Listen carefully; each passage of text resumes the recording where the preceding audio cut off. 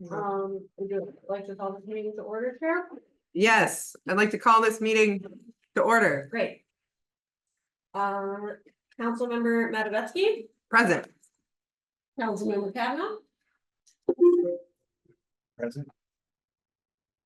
and Councilmember Hotchkiss is also present.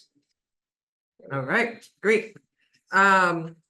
So we're gonna kick off today's meeting. Just to set the tone, is just gonna be like kind of a kickoff meeting. That's why things have been framed as updates and discussions, not as anything we're like at an advanced stage with. And we're gonna start with just an update regarding general code, and our clerk is our speaker on this topic.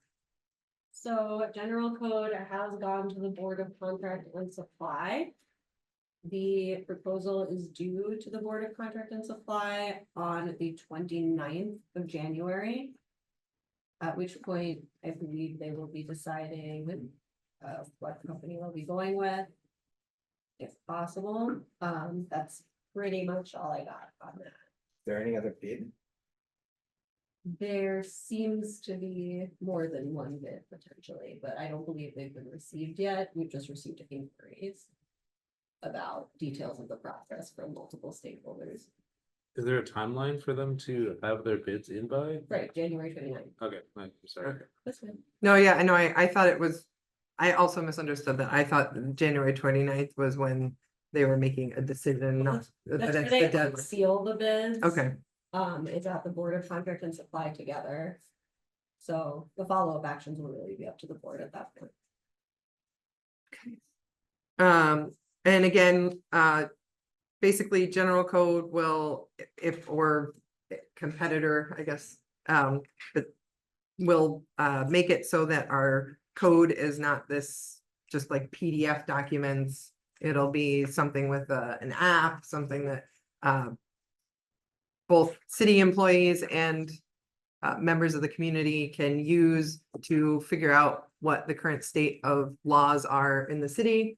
And one of the services is figuring out whether or not the city charter is consistent with itself and consistent with state law. And so my understanding is their general code or their competitors will have their own attorneys be reviewing that as part of this contract.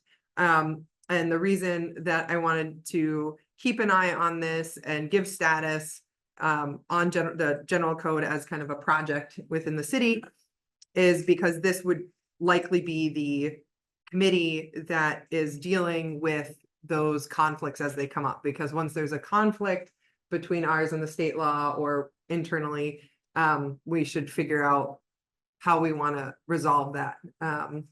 So that's kind of part of the idea. Is there anything else on that?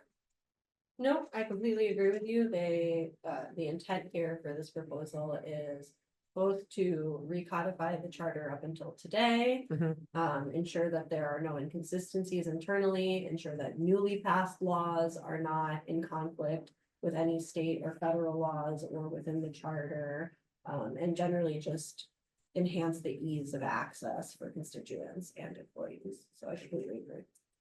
Yeah, I mean, I've poked around other cities that have, and I don't know if it's from general code or not, but it's just like the ease of access to like their legislative database. It's just like, it's night and day to what we have in Binghamton, and it has like the intent of different legislation that's outlined, so you're not in a guessing game or you have to do a historical lookup and try to find minutes about Right.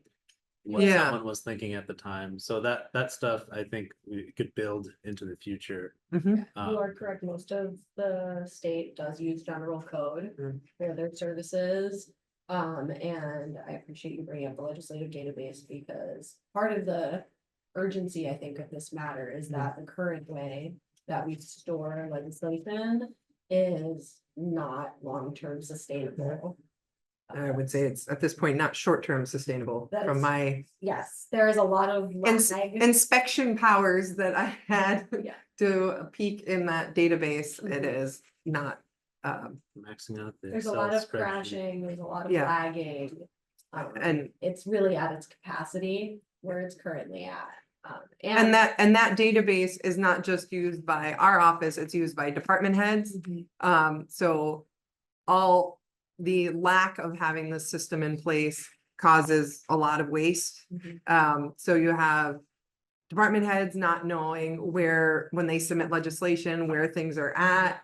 And so that adds extra required communication Right. between the clerk's office and the department heads when if we had something that was easy, they'd just be able to see and know. And then for council members, obviously, I know I've leaned on the clerk's office sometimes to find something even from within our own term. Because I'm like, I don't remember what month we did this and it's not super searchable and like, so I know that it generates Yeah, waste. yeah. You have to have direct communication with Right. our office to get that information if the. And I don't remember what the employee turnover rates are in the city, but it would, in terms of for onboarding new employees, or for when we're changing stuff for existing employees to make sure they're using the current information, that's, having that at their fingertips, whether it be about the right size of a fence or now with our new zoning rules, but what what do they say, not back set. Setback, very close. I was very close. Being able to make sure that all the correct information is right. Right, and you're also right that it doesn't apply to just legislation, there are ways that we can incorporate our meeting minutes and agendas into that structure that would be much more accessible as well. So, Yeah. Cost. I don't. Not necessarily. No, because they don't have to process them, so there's no review process, we would just send it, they post it. It was all things I was reading, they had an extra agreement with them for doing minutes and stuff. I believe that was included in our proposal, but I can absolutely verify for you. Are minutes included? Mhm. The other thing is, I've discovered that there's not a established protocol right now for updating the charter. So, I don't know, there's a guy looking for a push cart permit and I just wanted to get him like the correct information and the charter that doesn't have. Like the online, Right. yeah, that That's it's, been the case. that's, Right. yeah.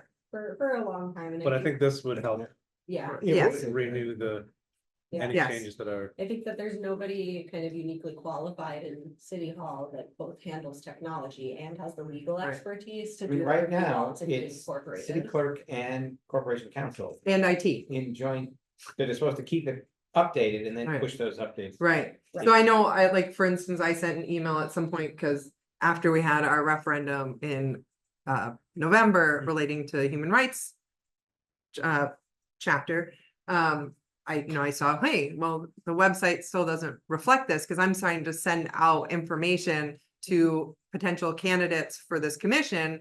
And the web, I'm, the only information I can easily direct them to is the online charter, and the charter does not reflect the change that was voted in November, right? So it's kind of confusing that the public available information is in conflict with what we're stating publicly. So I emailed the clerk's office about that, and you were doing, I think, year-end cleanup but it's, yeah. We it's not- don't know what's not on there, honestly. Yeah. If we rewind to the beginning of our term, the local law that established that a vacancy had to be filled by a member of the party, the person that previously had a thing, was not in the online. Oh, yeah. charter. There was a full local law that had to be sent up to the state to be Right. recorded and all that, never incorporated Into the our- charter, And I mean, So who knows Right. what else is hanging out there?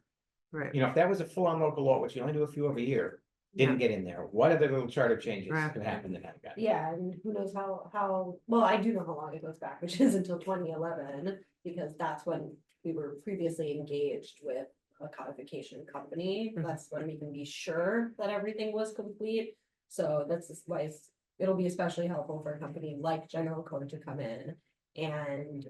General code was recodify that last company. Right. That is correct. Right, which was why, in terms of I mean, I think If- basically the mayor, council and the clerk's office and IT, we're all in support of trying to, Yeah, and I move do not, I forward. do not understand why that is not enough of a reason to go for a sole source on this. I continue to Right. say that that should not be a decision that's fairly left to one person. I hear that concern, but yeah, when we do engage with this company or one of these companies, they will be evaluating every law that has been passed since the last time the charter was codified, so we can be certain at that point that everything has been included. and providing printed Correct, copies, which is a requirement that is a requirement within our charter. within our charter. So, great. All right, so that's the update on general code. Stay tuned for more updates at future meetings. We'll move on to a discussion regarding city council social media. Basically last year, actually one of my constituents put forward a request for legislation relating to trying to have legislation around social media. I think there was general agreement on council that it wasn't something that should be legislated, but that didn't mean it wasn't something that shouldn't be considered or done. Right. And from that RL request, I started looking at council social media channels. The one that I identified that I thought was quite good and a good model was is a Albany Common Council.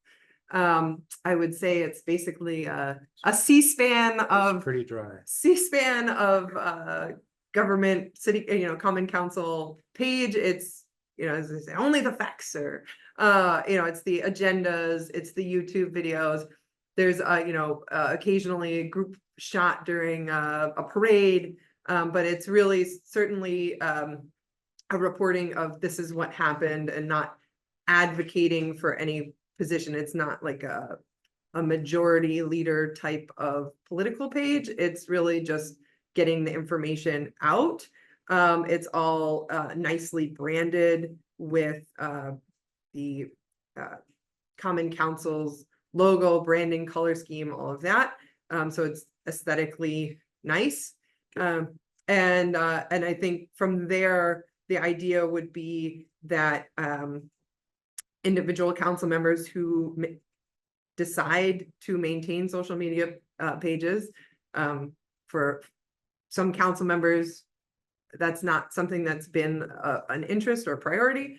But for those who are interested, they can then reshare from that page to help promote that page, and then add whatever their personal feelings are about the topics or additional information that they want to share. And that would just give us all a place that points back to something that's like a government page that people can trust as being kind of accurate information. So I called Albany Common Council this morning. I had a good call. The woman who picked up the phone happens to be the lady who runs the social media page. So that was quite convenient. The history on their page, it was previously handled by their clerk. Sounds like they've expanded their staff. Now they have a legislative director and a legislative aide and all these lovely positions to help make sure legislation's being done well. Just throwing that out there with our finance chair in the room.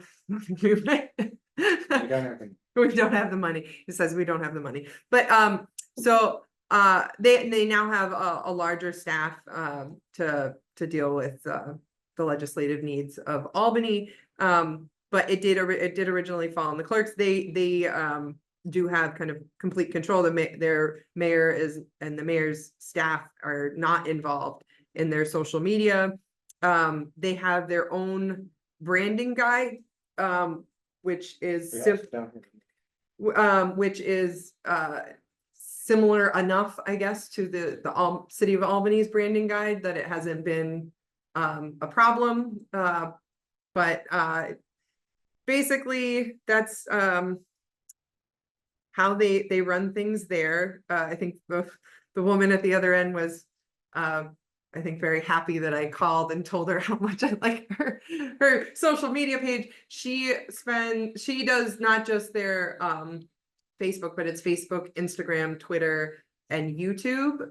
She handles all of it. But I don't think we're looking to Cool kids are on Blue Sky. oh Jesus. No, I think I would say we don't want to amplify the workload and you know, that something like just a Facebook page would probably be adequate. I asked her about how much time she spends a day on doing the work relating to social media. And again, she said, well, across all of those things, and she spends a whopping 30 minutes a day dealing with the social media. So that's, I thought was kind of substantial. Hopefully, if we're just doing one stream and not all these different ways, it would be less than that. I know that like the work that you do for one allows, you know, it's relatively shareable across platforms, so it's not necessarily that much more time for more media streams, I guess. For my thinking was, you know, this is something that I think we should do. In terms of time constraints and such, in our budget, we put in for additional staff for the front end services. So I don't think that I guess I'm personally not advocating that we roll this out prior to new people being onboarded and up to speed, because it is additional stuff in a already stressed office, and that the front end of house stuff is, and the just kind of basic operations of getting legislation to the website and dealing with coordinating with general code or whoever, like those things are higher priorities. But that's kind of in terms of where my timeline is. I think we put in for like March was it March to hire somebody? We're hoping to have someone in by March. And then it will probably be a month of onboarding or something. So basically I was thinking it would be good to roll out like May or June, maybe. The summers tends to be a little bit slower anyway, so it might be a good ramp up, right? Because the fall with the budget season and all that is going to be hectic, so that wouldn't be a time for like planning new things. Asking a question? No, that's an Email. email. So anyway, that's kind of my thought process about this. Like, and again, I'm coming to this as kind of a kickoff of this idea. I want to make sure that there's buy-in from other people that this is something that we want to do. I did try to coordinate with the city. IT would like to have conversations with me offline relating to security, social media security and stuff. Some of those things may not, like, there may be information that just kind of will sit with me and not be, because it relates to security, not be discussed more broadly. But They must have an answer. The mayor has a Facebook. well, the city has the City of Binghamton government page. So there's something, and I would be interested in understanding their guidelines for their page and all of that, and see what we want to mirror. In Albany, the council basically is like, this is a council thing and we don't need anybody's approval on it. That said, it's not like totally uncoordinated. It's like they're trying to stick with the city branding and all that. In terms of a branding guide, I reached out to IT. I don't know if one will be provided or if one exists. But I thought it would be good to get theirs. Albany's willing to send, is likely, well, they have to probably get permission, but likely willing to, it's an internal document, not a public document, to share with us as something to build off. I know previously we passed legislation to allow for interns. Conceivably developing a branding guide could be a simple contained project for a spring semester intern, like a small project. I don't think it would be, but because again, remembering that the clerk's office is under-resourced at the moment. But that sounds, not to stereotype Gen Z, but sounds like a really good Gen Z project to develop a branding guide. So those, and then the other thing that I asked kind of like, what types of things should I be thinking about in terms of social media? And it was brought up that the way they operate their social media is, I'm trying to remember how she phrased it. It's kind of similar to how they would deal with public comment at a meeting. So they don't delete comments. And they don't necessarily engage with the comments either, but they let them sit there. But she did mention that like when we're determining how we want to do social media, we can consider whether we want to turn off comments or allow comments.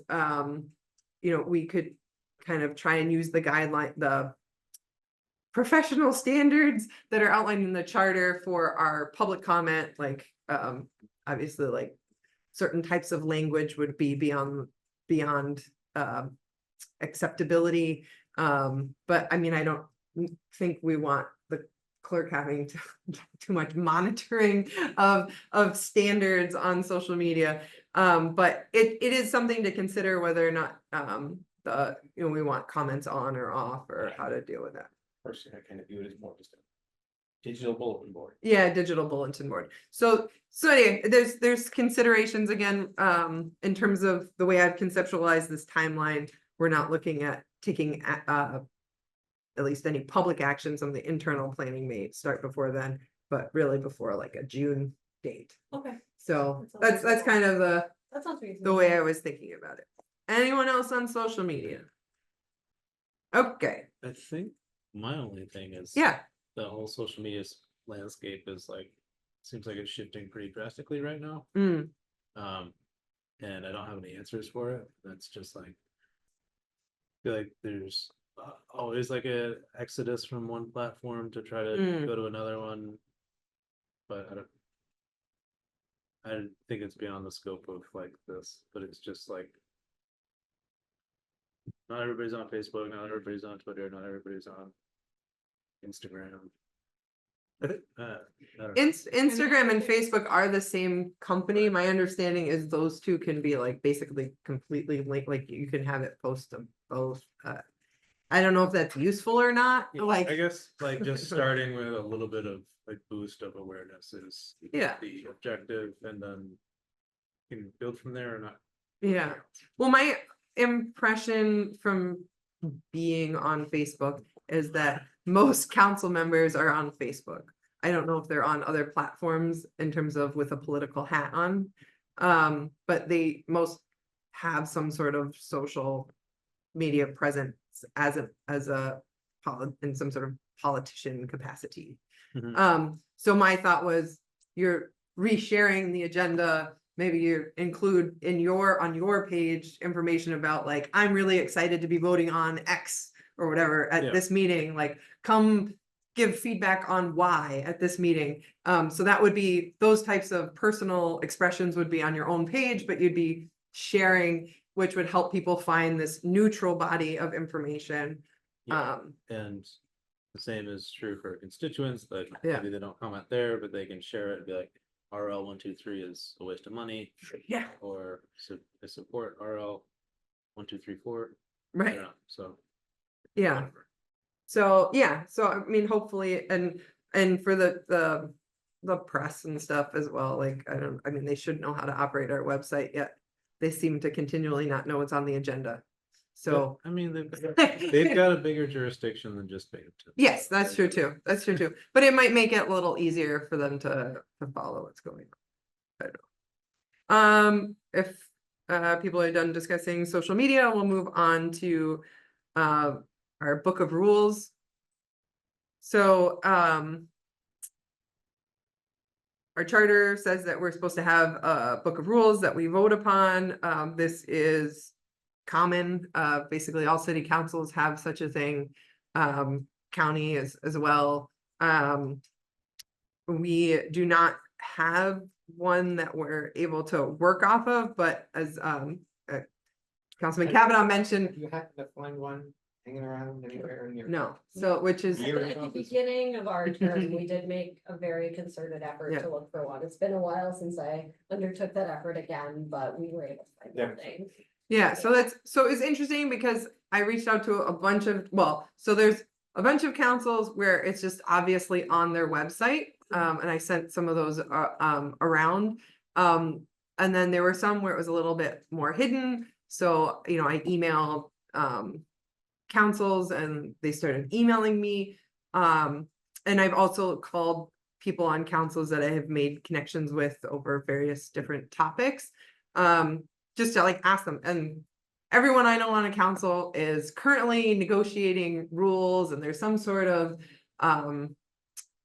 discrepancy or thing that they're kind of arguing about. So this is something that everybody's dealing with and I would engaged in. point out that many of the things that are in these books, we have just put in our charter. Right. As Yes. far as down, you know, as far as the public comment rules, as far as Mhm. when we're meeting, as far as the, you know, procedure for putting items on the agenda, all that stuff, which should, other councils might put in their rule book or Right. something that the legislature, you know, like because Congress puts in there. Right. And rules, we've kind of put it in our charter, so I think We're not. fundamentally lacking some stuff, but there's absolutely some finer points we can Right. put in the document that we can, you know, have starting place, and then we can, you know, continue to pass forward, Right. which apparently got left behind. At some point, yes. Some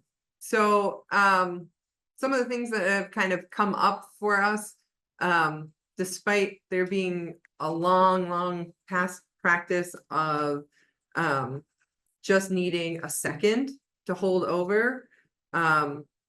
There's been a disagreement with our corporation council on that topic.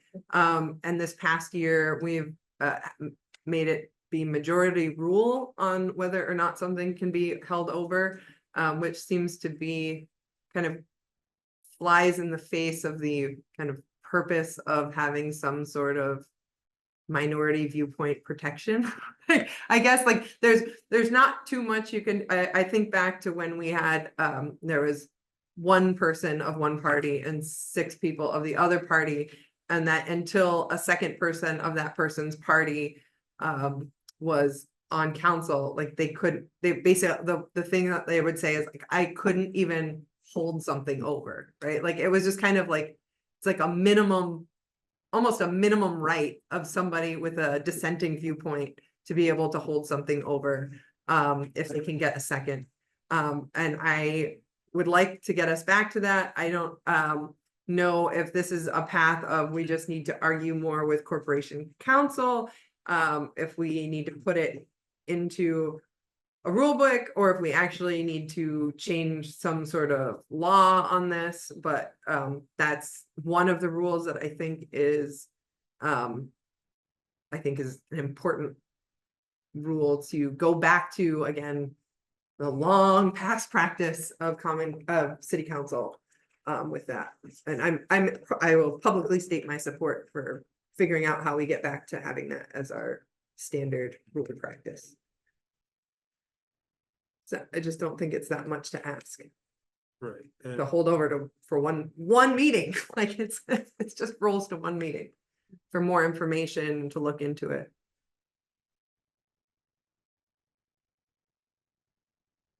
Thoughts? I mean, I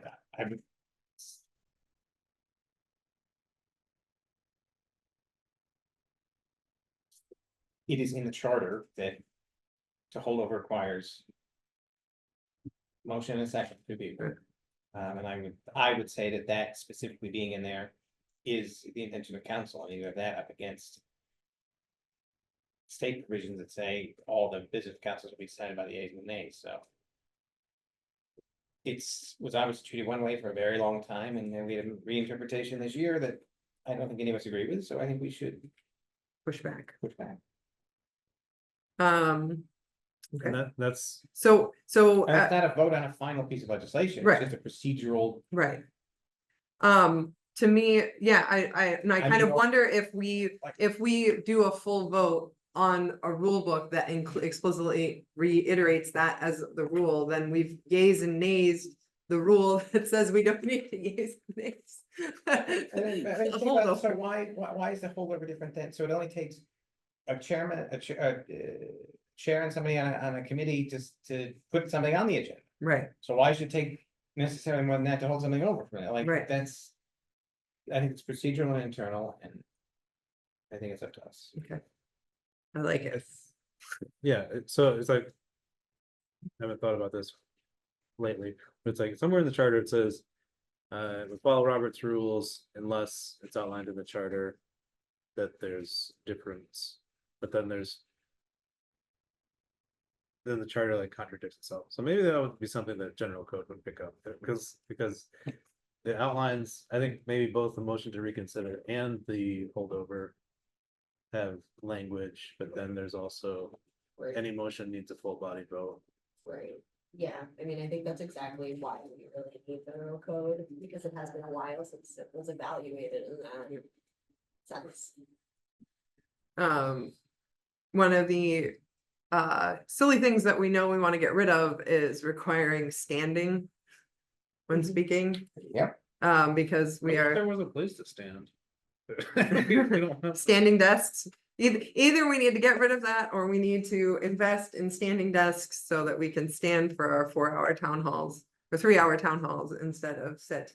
I mean, we don't really have the mics to support that right now, I Yeah. think you'd have to like hold it up yourself and your And hands. probably break it. Both hands, yeah, Well, they're this is- they're very fragile. We just need the desks that elevate to standing position. Mhm. But Top Um, priority. in absence of us completely redesigning council chambers, it seems like we should We should Get rid of- repeal the standing thing. Any other Yeah. things we should repeal, I mean, we should all be making a little list Things that are goofy. of rough spots. Procedural rough spots. Something I would like to look into and I have not asked around about, I would be interested in seeing if there's No one ever seems to Something- call us with questions. no, not yet. Someday, maybe we'll, maybe people will call us.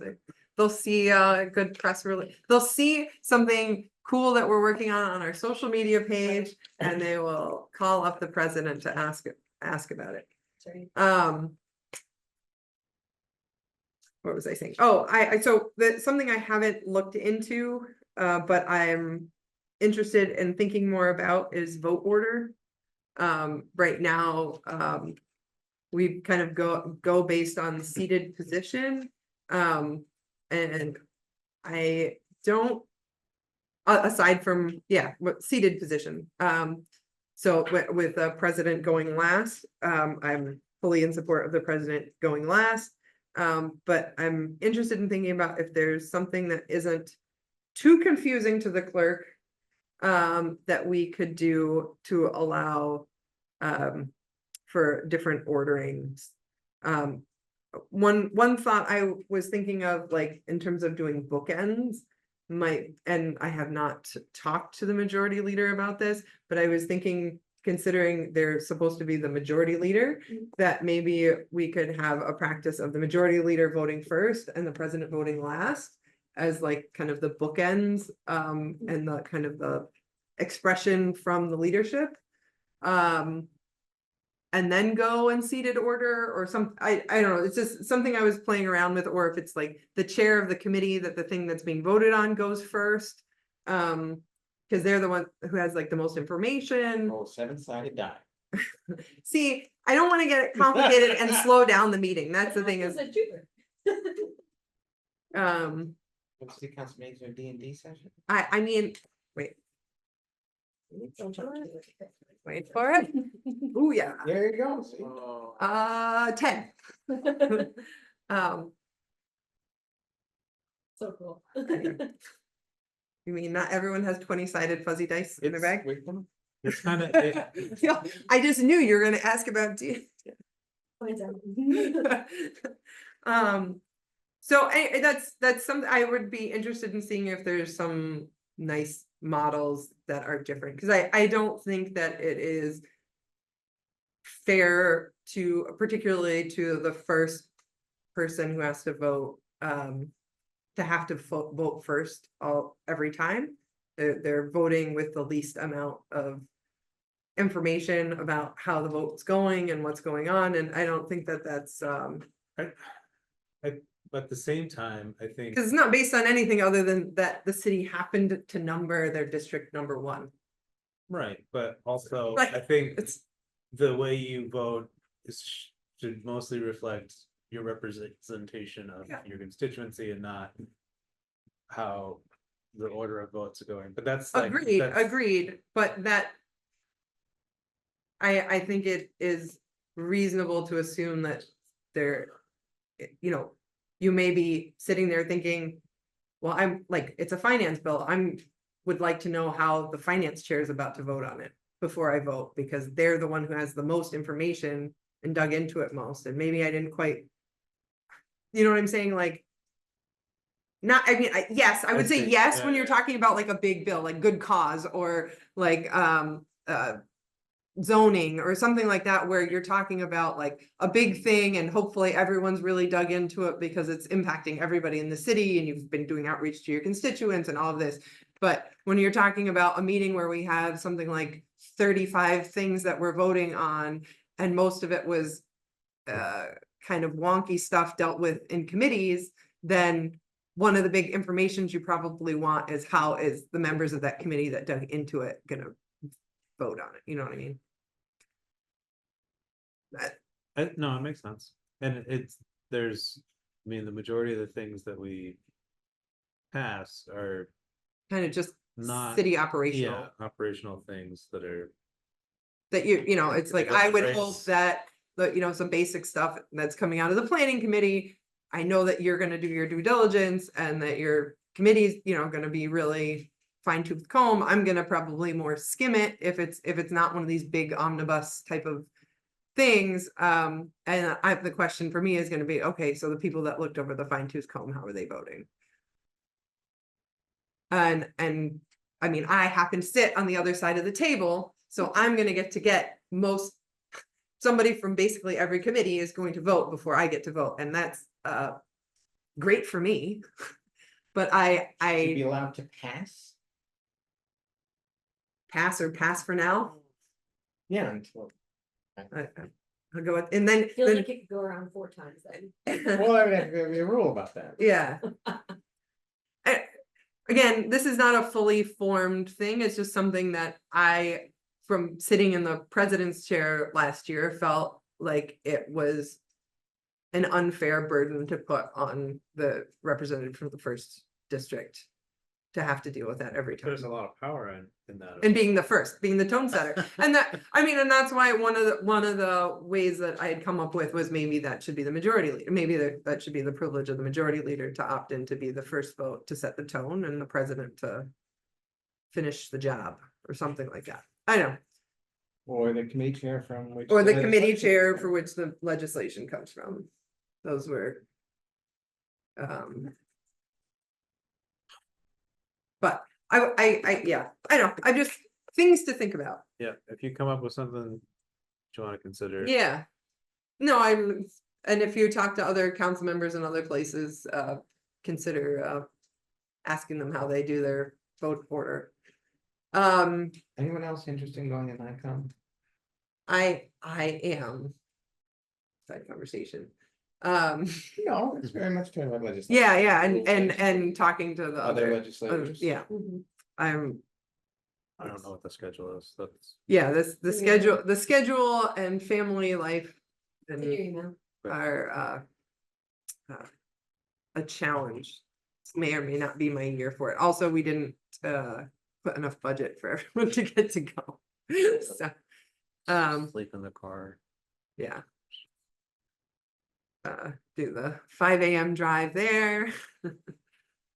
Sleep in the car. Other cities have different standing committees, they have task forces, they have other things that we have.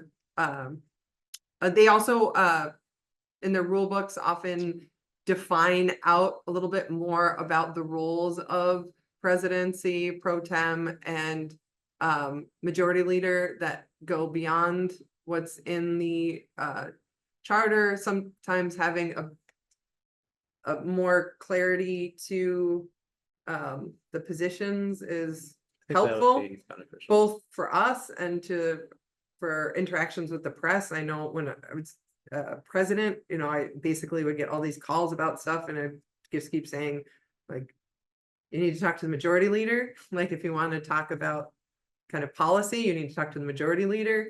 Like, if you have questions about procedure, then I'm your person as president, right? So I think kind of trying to make sure it's kind of clear who different people should contact about different types of things might be helpful and waste less time for people. And there are different models. I talked to the majority leader, I guess I'll leave out the city. And they were explaining to me that actually their model is completely different to our model. The majority leader doesn't run the president runs the meetings, but the agenda is actually set by the majority leader. Our charter explicitly says that our president sets the agenda. But there are just wildly different models in upstate cities on how to do this. But yeah, there's the task. What we may want to think about how or what types of task forces and what the process would be for a task force, as there's like concrete projects that we want to drive, and they may or may not make sense to live inside of a committee. As a power of council, you can assemble a task force. Is that what you're thinking? I mean, other councils have task forces. I'm just saying, wondering there's what lots of possibilities where with I mean, with who this has council. the council has like the is it Human Rights Task Force or a housing task force? Housing task force, yeah, I Like, think they're Buffalo arguing- has a They're arguing housing, workshops in the community and yeah, connecting people with resources, like with a bunch of stuff. yeah, they do a lot of stuff, like Run out of their city council. run out of this, exactly, and Again, we don't have the we don't have a Staff. staff for stuff, but one of the things is that I think some council members are doing a lot of stuff, and it would be nice to have that be clear and transparent, like, and have, if that stuff is being run through a task force, then it's being documented, not just on their, say, personal Facebook page or something that they're doing this stuff, but there's kind of a formal mechanism for capturing that work. I don't know, but I might consider if I can convince council people from other places maybe to guest speak on the kind of the pros and cons of some of their rules. I mean, I've been hearing about all sorts of interesting challenges. There's one council where the basically the equivalent of council president, and they have different titles there, is not assigning people to committees at all. So there's no council members on any committee because they haven't been assigned. Nobody's been assigned. So there's all sorts of weird rules that are being argued across upstate New York, and I even have contacts in other states as well that I talk to.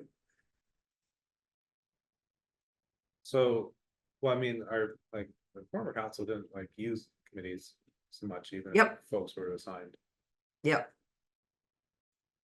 but they at least use they were the assigned. yeah. So I think, you know, obviously we're using committees a lot more than previous council. But we figure out how to have a town hall again. Yes, I think have so we had a town hall this past Monday, on a good cause. And there was, some questions from the chair. It was, the topic was designated to the planning committee, and there were some questions during the meeting of like, how should the meeting be run? My thought is, in our rule book, we might have, like, kind of like suggested way to run a town hall, and then have, like, just like a rule that says, if you're not gonna use the above, then the rules that you're going to use should be posted 24 hours in advance of the meeting. Because I definitely had constituents reaching out to me being like, so how is this town hall gonna work? Like, how many minutes can I speak for? And I'm like, I was just like, I would guess 5, because that's what we normally do, but it's really up to the chair of the town hall how much time you get, because there's no actual rule. And so people were definitely like kind of confused going into it, what their kind of expectations Right. and I rights think- were, and like if people are preparing stuff to speak, there We're already being rather generous. Yes. 5 other places. yeah, so 3 is and one others that I are consistent. fine, like, you have to like apply to speak. Right, ahead of I had time, people like- that did ask like it's- in advance, where do I sign up to speak? There was a lot of confusion over the town hall, and that's why my thought is, we could just have here's our standard town hall operation. And if you want to do something else as the chair, you need to post with the agenda what the rules are gonna be for your town hall. So that, because I'm just like, people are asking me questions, I'm like, I'm not the chair, I'm not on the committee, I'm attending as somebody who wants to hear, but I'm really not engaged in organizing this event. Right. And so I can tell you when it is, I can link you to the agenda for it, but And I think it's kind of, there's like I don't think there's a long historical precedent for town halls. I was gonna say another item that Yeah. previous council, for however long has not engaged in. So there's not a lot of precedence on it. So there's We not- did one there's not- for the Wise closure and Food Desert in South Side was Yeah. this first one that we did for. So I think it's like when people are used to either coming to a city council meeting and like you have your minutes, and then you're done, and then trying to switch it to like actually having dialogue. It's probably, I think it's like unfamiliar, and I was kind of anticipating it, but I didn't know how to like necessarily Overall, I mean, I thought what ended up being okay. yeah. It's not that it was like I do know that constituents and people reached out to me ahead of time, and that there was kind of confusion and discomfort leading up to it, just not knowing how it was going to function. And that could be handled through some sort of a rule, making sure that that's be clarified prior part to of the it. meeting. Yeah. You can ask questions and get answers As, and engage Yeah. with people in it. And it's like, I think, but the The time, whole we had all yeah. sorts of timing issues, right? So sometimes we had 2 people come up and they presented together and they were given 5 minutes for the 2 of them. Right? So it was like, well, okay, your time's up, but they're 2 people, so should it have been 10 minutes? Or they did leave at 5, there wasn't an argument over it, they didn't push back on it, they probably could have if they wanted to, there's a lot of things that just wasn't quite clear, and like, can people come back for a second time? We're kind of navigating that, and it's fine however we want to do it, or however the chair wants to do it, it's just that people should know the rules of engagement before they go in. Yes and no, you read the Robert's into room. management by chaos. You read the room, you deal with what's going on. I think we were pretty fair with everyone Yeah. that wanted to get appointed across. I don't think No, that anybody in that room felt that they didn't get, their time to speak. It certainly, I think, makes sense that there be at least a minimum set of rules, but also, Yeah, I think it makes sense. the chair that is the chair, yeah. Has a certain level Right. of decision-making power as well, agreed. in how the meeting is conducted overall. No, Siri, not you. yeah, I mean, and if we have them with more frequency, Yeah, then people will be accustomed to being like, this is an opportunity to do the gotcha thing to Councilman Hotchkiss, or just like utilize it to. I think it's like that type of forum and having a community conversation is like really beneficial, because I think a lot of people have that questions that they want answered, and they might not know that another person is asking a good question that it's like, oh, I didn't even think about that, and then it kind of moves the dialogue forward, And also, like at least like the understanding around a specific piece of legislation.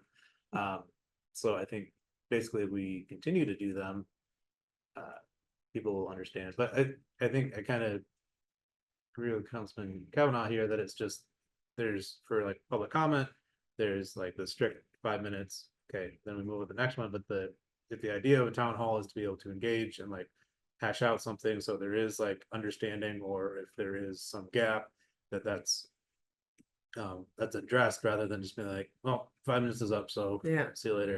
At the same time, of course, that can go out of, That can get out of hand, but. right. But I mean, I feel like if people, like, it wasn't clear to people, like, does the timer stops when when they stop talking and the council is responding to their questions, and then their time goes again when it's their turn to speak again, or if it's Clerk's gotta inclusive. sit up there with like 2 chest timers. Yeah, exactly. Yeah, Oh, no, I know, Well, Yeah. it gets kind of, a bit, I'd say from my Yeah. perspective, the timing, the most difficult part of the timing is when back and forth happens, because on the one hand, you don't want one person to be taking up like 20 minutes of time, but on the other hand, I don't want council members' comments to be counted against a speaker's time. So I have to sit there and like pause and pause and pause and pause. I was sort of thinking about this, but it's just like, okay, if somebody is at like a 7 or 8 minute line, it's like, okay, you got more, but we have a lot of people want to hear, so can you get like, let other people come forward, and then we'll circle back to you if time allows. Right. This type of a strategy.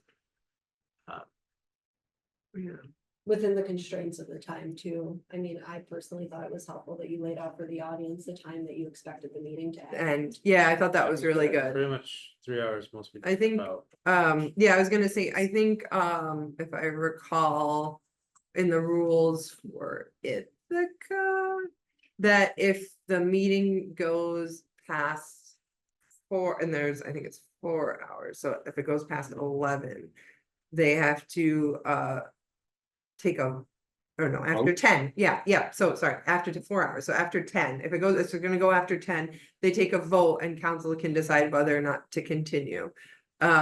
It was explained to me that due to open meetings law, you actually can't run a meeting past midnight because it gets into the next day and you haven't given 24 hours notification of there being a meeting. Who said that? You. Don't fight with them, Robert. I like this rule. Who said I'm, the same meeting, it wasn't closed. Robert's taking us all the way to the. Okay. appellate division. yeah, we're gonna, no, open meeting, New York State has an open meetings like office, he can go ask. But the point is, like, it might make sense for us to have a rule that once we get, because we have had some meetings that have gone that long. That there's Anyone some can sort- motion to adjourn at any time. Like, Yes, but if we See, yell but- at the administration for passing laws where we already have But authority. but it is different to kind of proactively be the person who's sticking your neck out to shut something down versus Yes, saying that's- procedurally, we've hit a time and now we're gonna do a check-in. Right, Those are different, Yes. they are different. different. It's not redundant, is my point. It is, you're just taking you're taking pressure off of everybody. Yeah. But should you? I don't know. These are the things we can be discussing in this lovely committee. All right, speaking of Yes. tapping out, Yes, it is time. Are you doing something? I will motion to adjourn. Motion to Nobody adjourn. has any Second. particular- Okay, I no, you don't get think the you second. I second. You're not in the. You're not a committee I'm member. not a committee member. I No. Why are don't you even The here? I third gotta get member of this this straight. committee is Councilmember Middleton. I wanted to be on. I want to talk about this stuff. There we go, we can talk about Always make adjustments. changing size of committees, maybe they all shouldn't be 3 people. Or If people want, I don't know. if people want to switch, the president has that power as well. Yeah. Um, Yeah. Sorry, all in favor, guys? Yeah, all in favor? Aye. I